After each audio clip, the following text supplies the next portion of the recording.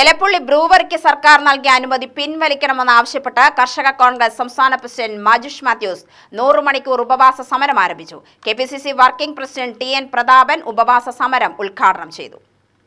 ഭൂപരിഷ്കരണ നിയമങ്ങൾ അട്ടിമറിച്ചുകൊണ്ടാണ് എലപ്പുള്ളിയിൽ 24 ഏക്കർ ഭൂമി മദ്യക്കമ്പനിക്കായി സർക്കാർ വിട്ടു നൽകിയതെന്ന് ടി.എൻ. പ്രതാപൻ കുറ്റപ്പെടുത്തി.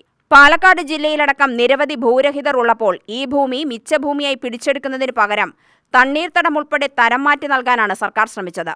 ഇതിനെതിരെ ബി.ജെ.പിയും ഒന്നും മിണ്ടുന്നില്ല. ഇതെല്ലാം CPM-ഉം ബി.ജെ.പിയും തമ്മിലുള്ള അന്തർധാരയുടെ ഭാഗമാണെന്നും അദ്ദേഹം കുറ്റപ്പെടുത്തി. ഡൽഹി മദ്യനയ അഴിമതി കേസിലെ കണ്ണികളുമായി ഇടപാടുള്ളവർക്ക് കേരളത്തിൽ ബ്രൂവറി തുടങ്ങാൻ അനുമതി നൽകിയതിൽ CBI അന്വേഷണം വേണം.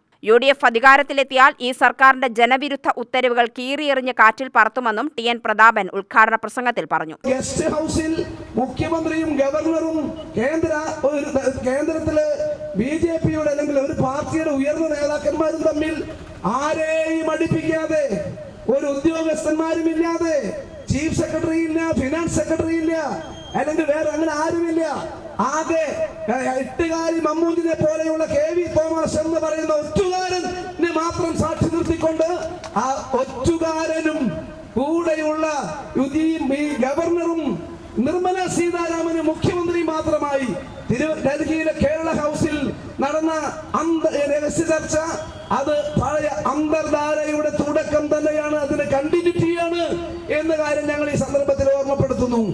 അതിലും ഒന്ന് ഈ ബ്രൂവറിക്ക് വേണ്ടി ഒയാസിസ് കമ്പനിക്ക് കൊടുത്ത ഈ ഒത്തുകളി ഉണ്ടാകാൻ ഇടയുണ്ടെന്ന് ഞങ്ങൾ ആരോപിക്കുന്നു.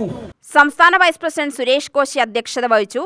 KPCC general secretary C. Chandran, PV Rajesh, KC Preeth, Manoj Chinganoor, KA Chandran, Iqbal, CP Salim, Rajendran, Sivarajan, Adayamon Murali, TC Varghese, EM Baba തുടങ്ങിയവർ സംസാരിച്ചു. UTV news, Palakkad.